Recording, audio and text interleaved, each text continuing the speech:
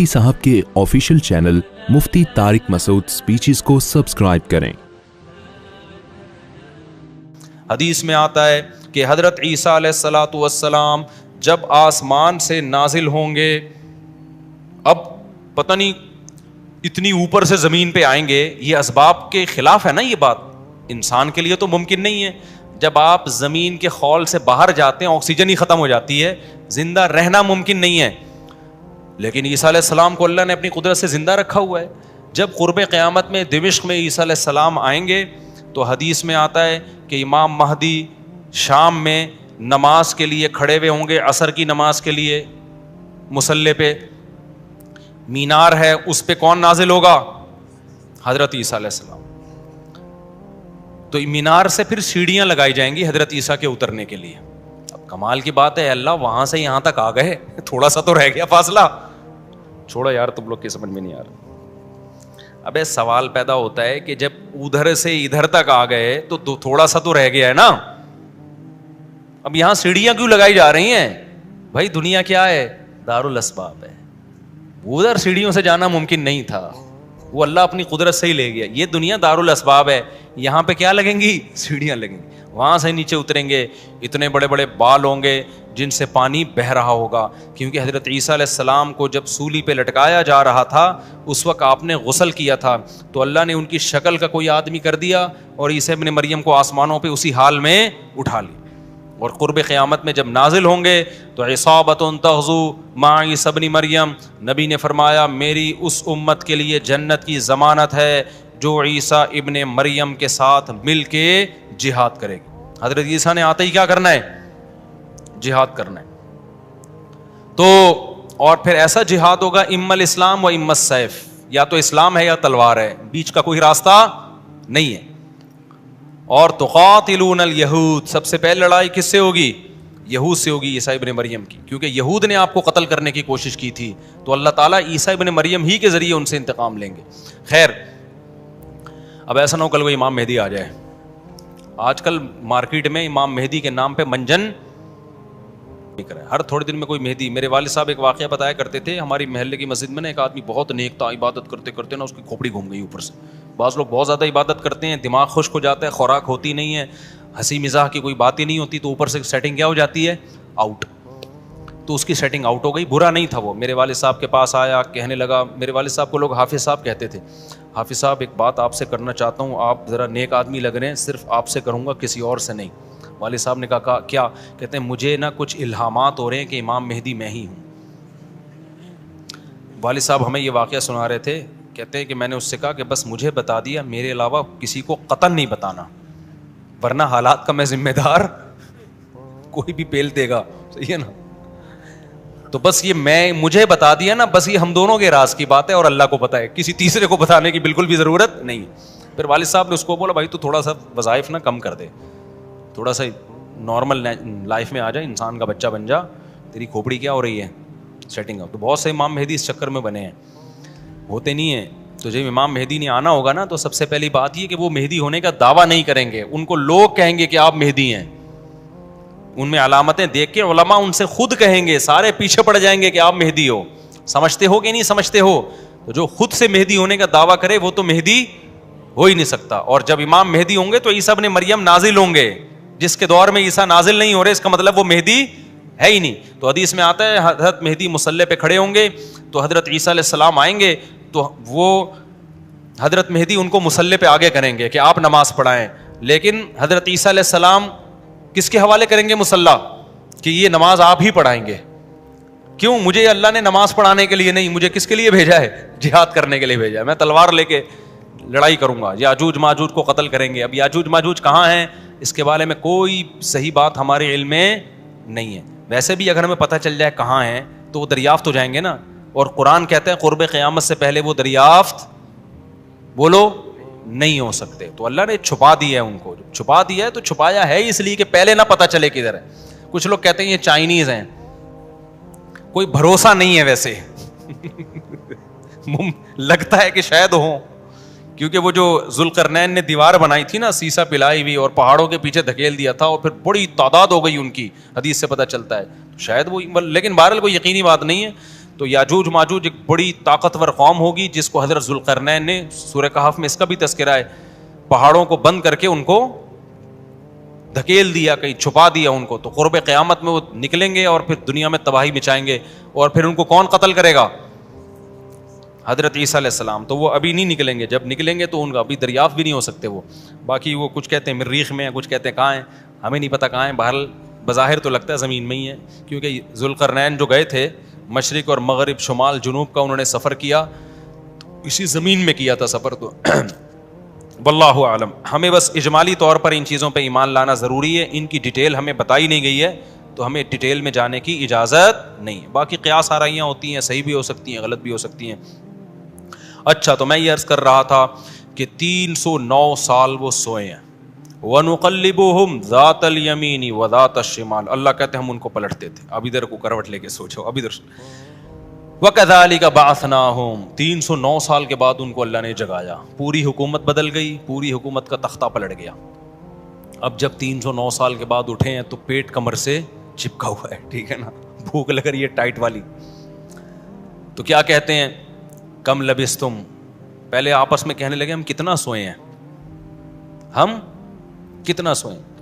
ایک نے کہا لبثنا یومن او بعض یوم, یا تو پورا دن سوئے ہیں, کیونکہ سورج جب ہم سوئے تھے تو یہاں تھا, اب یہاں ہیں, لیکن جب یہاں ہیں تو اس کا مطلب پورا دن تو نہیں سوئے ہم, پورا چکر تو ہو جانا چاہیے تھا نا. مثال کے طور پر وہ سوئے تھے مغرب کے وقت اور آنکھ کھل رہی ہے اشراق کے وقت. اب کنفیوز ہو رہے ہیں نا کہ یار اگر ہم تھوڑا سوئے ہیں تو یہ تو ہمیں لگ رہا ہے بہت زیادہ سوئے ہیں, 24 گھنٹے سے زیادہ تو سو نہیں سکتا کوئی. تو کہنے لگے یا تو ہم پورا ایک دن سوئے ہیں یا شاید اس سے کم سوئے ہیں.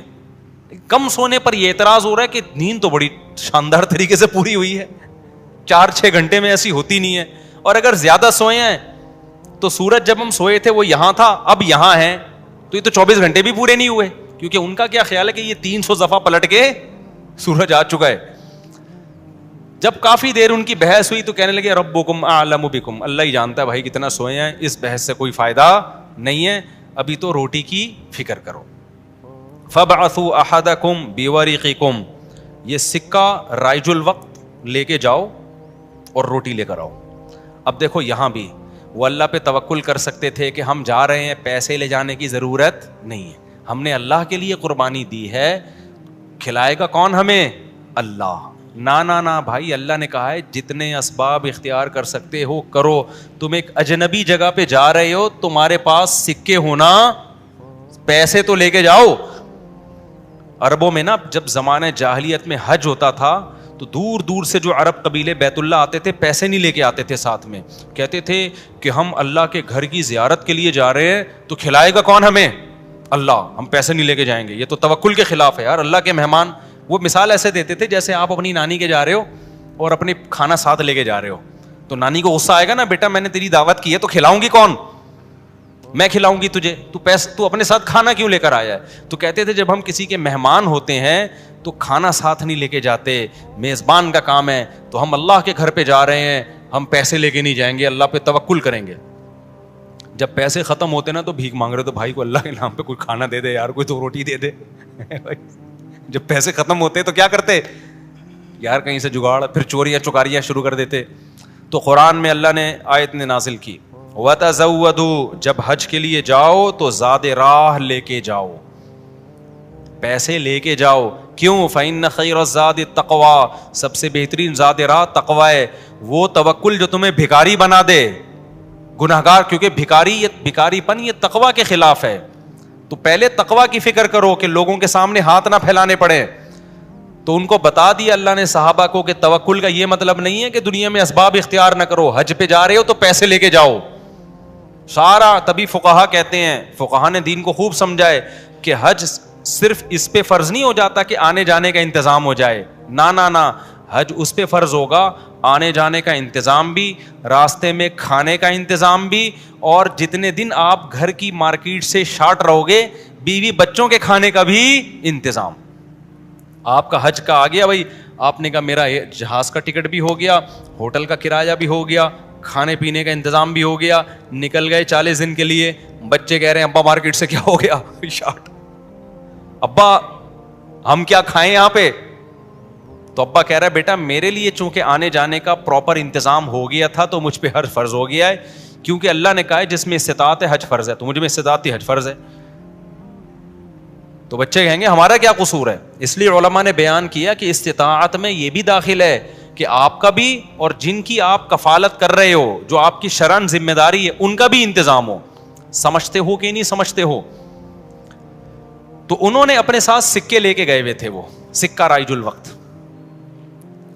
جب نکاح ہوتا ہے نا تو سکہ رائج الوقت, میں نے سکہ رائج الوقت میں آپ کا نکاح فلاں, میں یہ لفظ نکال دیا ہے, میں اتنے پیسوں میں کرایا ہم نے, کیونکہ رائج الوقت ہی سکے چلیں گے نا, یہاں نکاح میں ڈالر تھوڑی دیں گے. کبھی خربوزہ خریدتے ہوئے کہا کہ سکہ رائج الوقت کے مطابق یہ خربوزہ کتنے روپے کلو ہے. جیسے وہاں سیدھا سیدھا بولتے ہو بھائی خربوزہ کتنے روپے کلو ہے, تو مہر میں بھی وہی ہے. جب پاکستان میں شادی ہو رہی ہے تو پاکستانی روپے میں ہی ہوگی, اس میں الگ سے سکہ رائج الوقت بتانے کی ضرورت نہیں ہے. لوگ کہہ رہے تو سکہ رائج الوقت کے مطابق, تو وہاں سے میری زبان پہ یہ آیا ہے. تو انہوں نے کہا بھائی یہ سکہ رائج الوقت ہے, اس کو لے کے جاؤ اور کھانے پینے کا انتظام کرو. پھر کہنے لگے دیکھو وَلْيَتَلَطَّفْ, چپکے سے جانا, وَلَا يُشْعِرَنَّ بِكُمْ أَحَدًا, کسی کو تمہارے بارے میں پتہ نہ چلے. ایسے منہ لپیٹ کے نا چھپڑ میں جانا اور روٹی لے کے چھپڑ میں واپس آ جانا. اس سے بھی پتہ چل رہا ہے کہ وہ اپنی حفاظت کا پورا انتظام کر رہے ہیں, پھر اللہ پہ توکل کر رہے ہیں. کتا بھی ساتھ لے کے جا رہے ہیں تاکہ اجنبی لوگوں سے ہماری حفاظت ہو, یہ بھی پورا انتظام. اور اس کے بعد بھی ایک بندے کو بھیج رہے ہیں بھائی لپٹ کے جانا, پتہ نہ چلے, پکڑے نہ جائیں ہم. اور آگے انہوں نے کیا کہا, فَلْيَنظُرْ أَيُّهَا أَزْكَىٰ طَعَامًا, دیکھنا پاکیزہ کھانا ہو, حلال کھانا لے کے آنا. اس سے بھی پتہ چلتا ہے کہ چونکہ غیر مسلم ریاست تھی نا, وہاں ان پر واجب تھا کہ کھانا خریدنے سے پہلے تحقیق کر لیں کہ حرام ہے یا حلال. اسلامی ملک میں اس تحقیق کی ضرورت نہیں ہے کیونکہ حلال ہی ہوتا ہے. یہاں آپ ہوٹل میں بیٹھ کے پوچھیں یہ گدھے کا گوشت ہے یا بکرے کا گوشت ہے, وہ رکھ کے ایک تھپڑ لگائے گا آپ کے. کیوں بھائی؟ غالب یہی ہے کہ جب سامنے والا انسان ہے اور مسلمان ہے تو گوشت بھی انشاءاللہ حلال ہی ہوگا. سامنے والا گدھا نہیں ہے تو گوشت بھی گدھے کا. یہاں بھی گدھے کے گوشت بکے ہیں مگر ان کا ریشو کم ہے نا, عموماً تو حلال ہی ہوتا ہے. لیکن جب آپ غیر مسلم ریاست میں جاتے ہیں, پھر جب بھی آپ کوئی چیز خریدیں گے تو آپ پر تحقیق کرنا واجب ہے, بھائی یہ حلال ہے یا نہیں. میں یورپ میں جہاں بھی ہوٹل میں جاتا تھا پہلے پوچھتا تھا ابے یہ مرغی حلال ہے کہ حرام ہے, وہ کہتا تھا حلال ہے. کیسے پتا چلا حلال ہے؟ ٹھپا تو سب نے لگایا ہوا ہوتا ہے حلال کا. کہاں سے خریدی آپ نے؟ وہ بتاتا تھا فلاں سے. میں نے کہا آپ کو پتا ہے کہ وہ ہاتھ سے ذبح کرتے ہیں؟ کہ جی ہمیں تو نہیں پتا. میں نے کہا پھر ہم بھی نہیں کھائیں گے بھائی. یہ غیر مسلم ریاست میں یہ تحقیق کیا ہے؟ اطمینان ہو جائے کہ ہاں جی ہاتھ کا ذبیحہ ہے, بسم اللہ اللہ پڑھ کے کرے تو پھر آپ کھا سکتے ہیں, ادروائز نہیں کھا سکتے آپ. پھر آپ چلغوزے کھائیں, کچھ بھی کھائیں, گزارا کریں آپ. سمجھتے ہو؟ تو ان لوگوں نے بھی کیا, حالانکہ یہ کتنے شدید بھوکے تھے نا, ان کو تو چاہیے تھا بولتے یار تو جا اور جو ملے لے آ بس اٹھا کے, ٹھیک ہے نا, جو ملے. ابھی حلال حرام کے چکر میں پڑنے کی ضرورت نہیں ہے, بہت ہو گیا یار, بھوک دیکھ یار, ابھی تو ابھی پھر بھی آگے حلال حرام کی تحقیق کرے گا. ابے جو ملے اٹھا کے لے آ, نہ حلال لے کے آنا, حرام سے ایوائڈ کرنا. اب جب وہ بندہ آیا نا سکہ رائج الوقت لے کے, تو جب وہ اس نے سکہ دیا تو وہ دکاندار نے بولا ابے یہ کون سے زمانے کا سکہ لایا بھائی تو, ٹھیک ہے نا, یہ کرنسی تو کیا ہو گئی ہے, 300 سال پہلے یہ نوٹ ختم ہو چکے ہیں. اس پہ تو جس بادشاہ کی تصویر ہے وہ بھی بت پرست بادشاہ تھا, اس کا تو خاتمہ ہو گیا ہے. یہاں تو جہاد ہوا, دوسری قوموں نے حملہ کیا, پوری ریاست کیا ہو گئی ہے, ختم. اچھا وہ بھی دیکھ رہا تھا کہ یار یہ تو وہ شہر ہی نہیں لگ رہا, میں کوئی گوگل نے غلط تو نہیں بتا دیا کہیں مجھے, ہے بھائی. وہ بھی یہی سوچ رہا نا جو کہ بھئی یہ میں کہاں ہوں, یہ وہ جگہ ہی نہیں لگ رہی. تو 309 سال میں تو سب کچھ چینج ہو جائے گا نا. بالآخر قرآن میں چونکہ اختصار ہے, بہت شارٹ واقعات سناتا ہے. بالآخر کیا ہوا کہ لوگوں نے اس سے پوچھا تم کون ہو, اس نے پوچھا بھائی وہ کہاں ہے. انہوں نے کہا وہ تو 309 سال پہلے ونس اپون اے ٹائم ایک حکومت تھی, پھر یہ ہوا, پھر علامتیں دیکھی گئیں, یہ پرانے سکے نکلے. تو لوگوں کو, اچھا ان لوگوں کی ہسٹری بھی لوگوں کو پتا تھی کہ پرانے وقتوں میں چند نوجوانوں نے اللہ کے لیے قربانی دی تھی اور اپنے علاقے سے ہجرت کر کے چلے گئے تھے. ان کے نام یہ تھے, ان کی علامتیں یہ تھیں. تو اس سے بھی لوگوں کو نا ہسٹری سے پتا چل گیا بھائی یہ کون لوگ ہیں, یہ وہی لوگ ہیں. تو پھر بہرحال جب ہو گیا تو ان کی تو بڑی واہ واہ ہو گئی, یار یہ تو بڑے کرامتی بزرگ ہیں, یہ تو 300 سال سے کہاں سو رہے تھے, غار میں سو رہے تھے. سب نے ان کو بلایا, بھائی ان کا تو بڑا اکرام ہوا. میں اب آگے میں اپنے اسٹائل میں بیان کر رہا ہوں, قرآن میں نہیں لکھا ہوا, جو ہوتا ہے ایسے موقع پہ, بھائی دم کر دیں, ہمارے وہ گنجے کے بال نہیں آ رہے, حضرت اس کے سر پہ دم کر دیں, اس کی شادی نہیں ہو رہی, اس کے لیے دعا کر دیں, اور یہ بچہ مفتی مولوی صاحب میرا بچہ انسان کا بچہ بن جائے. ہم نے جب پیدا کیا تھا اس وقت انسان تھا, لیکن اب جو رپورٹ ہے اس کے مطابق یہی جو شکایتیں آ رہی ہوتی ہیں, کوئی پھونک لگا دیں, کوئی تبلیغ میں نکال دیں, کوئی نصیحت کر دیں, جو بھی ان کا اتنی عزت ہو گئی, اتنی عزت ہو گئی, پھر انہوں نے وہ سب آ گئے, اور ان کی بڑی جو اللہ نے نا ان کی دعا ایسے قبول کی کہ بجائے ہجرت کرنے کے انہی کے وطن کو ان کے لیے سوٹیبل بنا دی. اور بالآخر ایک وقت کے بعد ان کی طبعی موت ہوئی. تو اب لوگوں میں جھگڑا ہو گیا, بھائی ان کی موت واقع ہو گئی ہے, تو یہ چونکہ ایک بڑا تاریخی واقعہ ہوا ہے, تاریخی واقعہ ہوا ہے نا, اس واقعے کو محفوظ رکھنا. ہسٹری تو ہر ایک چاہتا ہے نا محفوظ ہو, اور وہ ہسٹری جس میں کوئی سبق ہو. تو کسی نے کہا ہم قبہ بنائیں گے, کسی نے کہا ہم کیا بنائیں گے, لیکن جو غالب لوگ تھے, جن کو اللہ نے غلبہ دیا تھا, انہوں نے کہا لنتخذن علیہم مسجدا, ہم ان کے غار, کہا جاتا ہے کہ اسی غار میں ان کو دفن کیا گیا, جس غار میں انہوں نے زندگی گزاری نا, ہم ان کے غار کے قریب ایک مسجد بنائیں گے تاکہ اس مسجد میں نماز بھی ہو, عبادت بھی ہو, عقیدہ توحید بھی زندہ رہے, کیونکہ انہوں نے قربانی توحید کے لیے دی تھی, اور مسجد توحید کا سب سے بڑا ذریعہ ہے. مسجد بتاتی ہے کہ صرف اللہ کو پکارا جائے گا, تو انہوں نے پھر وہاں مسجد بنا دی. تو اب بعض لوگ اس سے کہتے ہیں, اس سے پتہ چلتا ہے مزاروں پہ مسجدیں بنانا جائز ہیں. نا نا نا, اس وقت ان کی قبر کے قریب مسجد بنائی گئی تھی توحید کو زندہ کرنے کے لیے. اب قبروں پہ مسجد بنانے سے توحید کا بیڑا غرق ہوتا ہے, اب شرک اور بت پرستی پھیلتی ہے اس سے. اس لیے علماء کہتے ہیں اب قبرستانوں میں مسجدیں نہیں بنائی جائیں گی. ان کی نیت کچھ اور تھی, آج کچھ اور ہونے لگتا ہے, آج قبروں کو سردہ ہونے لگتا ہے وہاں پہ, اس لیے آج بنا کیا جائے گا اس عمل سے. سمجھتے ہو کہ نہیں سمجھتے؟ تو اس واقعے میں ہمیں کیا سبق ملتا ہے؟ اس واقعے سے ہمیں سبق ملتا ہے کہ جو اللہ کے لیے قربانی دیتا ہے اللہ اس سے غافل نہیں ہوتا, اللہ غیب سے اس کی مدد کرتا ہے.